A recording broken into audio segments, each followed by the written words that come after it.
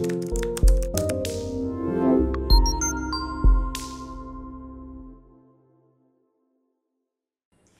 suis Chantal Bougman. J'aime dire tout simplement votre prochain, parce que qui je suis dépend de qui j'ai en face de moi. Mais voilà, je suis la fille de Païtivo Christophe. Pourquoi je dis ça? Parce que c'est un entrepreneur fin et quelqu'un qui investit beaucoup dans l'éducation. Et donc oui, je suis aussi l'épouse de Timothée, qui est un passionné aussi de l'enseignement et de l'orientation. Et puis, je suis mère de beaucoup d'enfants, voilà, dont Nomwende et Wenmangré. Et puis, je suis peut-être employeur aussi d'une vingtaine de personnes à travers notre structure InManfo, qui fait la promotion des métiers de l'hygiène à travers InBangré Center. Et puis, peut-être je m'arrêterai là.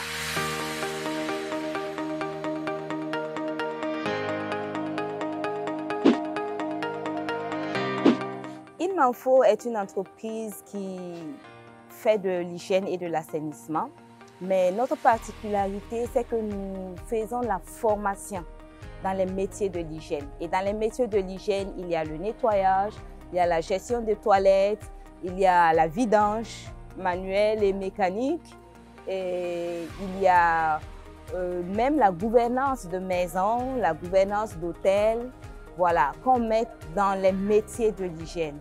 Voilà, et le centre de formation InBangré Center vraiment a cette particularité de former. Parce que vous savez, nous faisons tous la cuisine à la maison. Mais quand on va à l'hôtel ou au restaurant, voilà, on ne prend pas n'importe qui comme cuisinier. C'est pareil pour le nettoyage. Nous faisons tous le nettoyage à la maison, mais quand il s'agit de le faire comme un métier, ça nécessite quand même une certaine formation. Et c'est ce que InManfo offre comme formation. Alors, à la base, je suis juriste. Juriste, c'est juste, j'allais dire le terme global pour désigner quelqu'un qui a étudié le droit. Voilà, donc j'ai fait une première, une deuxième et une troisième année en droit, donc la licence. Et il y a des sous-options. Je pense qu'en deuxième année déjà, on choisit entre droit public et droit privé.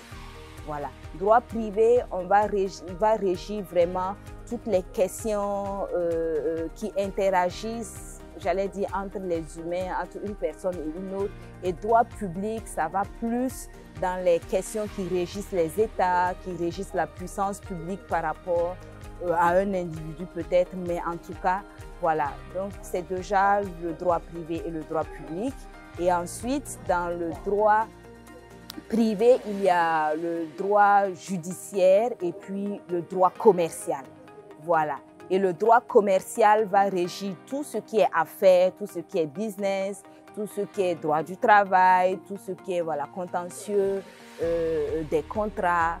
Voilà un peu toutes les options qu'on peut avoir en droit privé. Et moi, j'ai choisi donc, à partir de la maîtrise, ou à partir du M1, donc, le droit des affaires.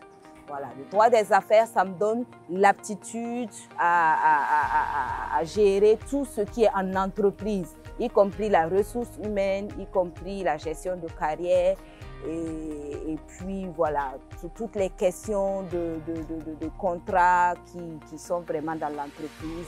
J'ai cette aptitude en tant que, voilà, titulaire d'une maîtrise en droit des affaires. Et j'ai fait un M2 en droit de l'environnement, voilà, droit international et comparé de l'environnement plus précisément. Et ça, j'ai donc étudié tout ce qui a trait à l'environnement, à la gestion de la pollution, et aux mesures préventives qu'il faut prendre, mais un peu aussi voilà, les questions des mers, de la gestion des forêts, voilà, un peu vraiment tout ce qui est environnement. Voilà. Et j'ai ajouté cette donne-là pour rester vraiment cohérente à ma conviction de travailler dans l'hygiène et l'assainissement. Alors, moi, je suis née dans une famille d'entrepreneurs. Mes parents avaient déjà une entreprise familiale. sinon des entreprises familiales.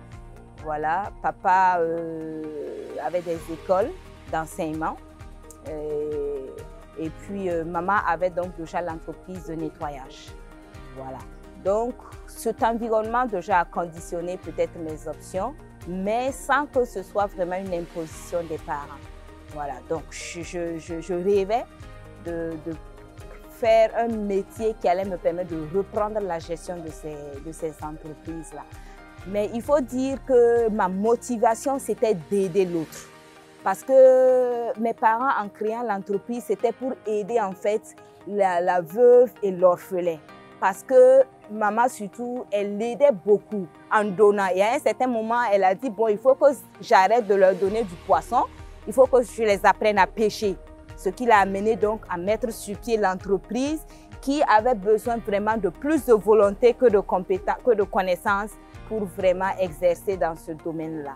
Donc voilà un peu, ma motivation c'était vraiment d'aider aussi à mon tour et je pensais au droit et je pensais à la santé, à être médecin parce que j'ai fait un bac D. Donc les deux étaient des options possibles pour moi et finalement voilà, le droit a l'emporté. Je suis juriste à la base, après un bac D. Et après la maîtrise en droit des affaires, je me suis engagée en entreprise donc, pour être juriste d'affaires, juriste d'entreprise, ce que j'ai fait. Sauf que l'entreprise dans laquelle j'étais évoluait dans le domaine de l'hygiène et de l'assainissement. Ce qui m'a amené à chercher en fait des centres qui font la formation, des écoles qui font la formation en hygiène et en assainissement. Et comme je n'en ai pas trouvé, j'ai eu donc l'idée moi-même de mettre en place un centre qui peut guider, orienter dans les métiers donc, de l'hygiène et de l'assainissement. Donc voilà un peu, sinon j'ai un master 2 en droit de l'environnement. Alors j'ai fait mon parcours, tout mon cursus à l'université de Ouaga. Donc, je pense que nous étions la première promotion de droit à être affecté au CIAO. Voilà, donc c'était des nombres pléthoriques. Il fallait effectivement se lever tôt. Mais je pense que c'est ça aussi la formation, c'est le côté informel de la formation. Et moi, en tout cas, personnellement, j'ai beaucoup apprécié. Parce que ça demandait de la discipline, une discipline qu'on n'acquiert pas ailleurs. Voilà. Et aussi, ça a forgé l'entraide sociale. Parce que voilà, il y avait des sous-groupes, on se lève, il y a 2 personnes qui viennent réserver la place aujourd'hui, 2 autres demain. Donc voilà, ça a créé des affinités, des solidarités. Et je pense qu'on s'en est très bien sorti avec des expériences non formelles qui ont forgé notre caractère et tout. Alors, ce que j'ai comme conseil, déjà, c'est premièrement, qui êtes-vous? Il faut que vous essayez, en tant qu'élève étudiant, de définir qui vous êtes. Qui vous êtes? Est-ce que vous êtes timide? Est-ce que vous êtes actif? Est-ce que vous êtes... Voilà, c'est à partir de ça déjà, on définit ce qu'on veut faire. Ensuite, qu'est-ce qui vous intéresse? Est-ce que le football vous passionne? Est-ce que la propreté et l'hygiène vous passionnent? Est-ce que travailler avec les gens vous passionne? Est-ce que travailler juste derrière une machine, une caméra, c'est ça qui vous passionne? Voilà, il faut déjà ça. Qu'est-ce qui m'intéresse? Troisièmement, qu'est-ce que je suis apte à faire? Quelles sont mes compétences innées? Qu'est-ce que je fais naturellement? Est-ce que je peux fabriquer une voiture en carton sans beaucoup d'efforts? Est-ce que je peux réparer une télécommande? Est-ce que je peux coiffer ma maman sans beaucoup d'efforts? C'est ça. Qu'est-ce que je peux naturellement faire? Ça, c'est le troisième aspect. Et le quatrième aspect, qui est peut-être un peu moins développé pour les scolaires, c'est vos valeurs. Quelles sont vos valeurs? Est-ce que c'est l'équité? Est-ce que c'est l'intégrité? Est-ce que c'est l'amour du prochain? Quelles sont vos valeurs? Est-ce que c'est l'amour de l'argent? Ça aussi, c'est une valeur. Il faut que vous sachiez. Parce qu'il y a des gens qui vendraient leur mère pour de l'argent. Bonne ou mauvaise, je ne sais pas. Mais si vraiment c'est l'argent qui vous passionne, votre choix de métier en dépend. Voilà, vous ne pouvez pas vous permettre de faire un métier social alors que l'argent est une valeur cruciale pour vous. Donc, c'est ces 4 critères vraiment que je demande de regarder. Et aux parents, je dis, entraînez vos enfants. Pendant les vacances, faites-les faire un stage de coiffure, de couture, de nettoyage, de mécanique, de menuiserie. Ça les amène à découvrir leur talent, à découvrir ce qu'ils aiment, ce qu'ils peuvent naturellement faire. Et ça facilite le choix de métier. Et il y a des écoles qui font déjà dans ça, qui font des journées de métier. Je les félicite, je les encourage. Ça permet à l'enfant de voir c'est quoi déjà et ensuite de s'intéresser à ça et de s'essayer à travers des stages afin de définir vraiment le métier qui vous convient le mieux. Pour moi, travailler, c'est une vocation, c'est un appel divin qui me connecte à mes talents naturels, à mes aptitudes naturelles, avec ce que j'aime faire. Et vous allez voir, quand vous travaillez avec quelqu'un qui est dans son métier de passion, vous ne souffrez pas. Mais quand vous travaillez avec quelqu'un, quel que soit ce que vous lui donnez, si la personne n'est pas dans son domaine, dans son talent privilégié, vous allez voir, c'est le genre de personnes qui rentrent à la maison et puis qui disent « Oh, encore une journée ».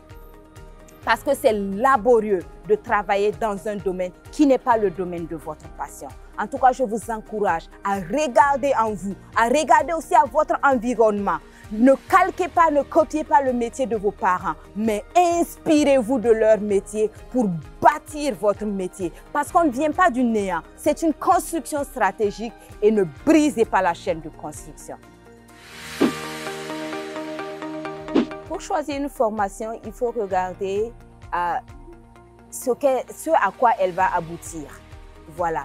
Donc, si je veux être médecin, je vais choisir donc ce qui va m'amener, les filières qui vont m'amener à faire la médecine.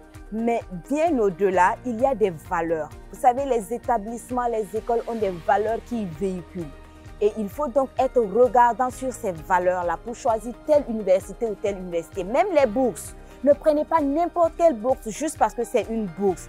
Il faut qu'elle véhicule des valeurs que vous partagez. Sinon, après, on l'a vu, il y a eu un incident de la sorte, on va vous faire ressortir vos noms comme boursier de telle bourse, alors que vous voulez vous opposer en fait aux valeurs véhiculées donc, par cette fondation. Donc, soyez regardants en termes de compétences que ça offre, en termes d'expérience pratique que ça offre et aussi en termes de valeurs que ça véhicule. Alors, en tant que conseillère en orientation professionnelle, je ne peux que soutenir vraiment cette initiative, le Grand Frère. Oui, parce que rater le choix de carrière, c'est rater sa vie. Vous savez combien d'heures nous travaillons dans la journée? Et si votre métier est en contradiction avec vraiment ce que vous aimez, ce qui vous passionne, vous avez raté toute votre vie. Alors, faites comme moi, soutenez, encouragez vos enfants à regarder legrandfrère.bf. Oui, et aussi accompagner financièrement cette initiative. Elle est digne d'intérêt et elle doit vraiment être portée, oui, par des structures privées, par des individus. Je vous invite de ce pas à aller donc sur grandfrère.bf.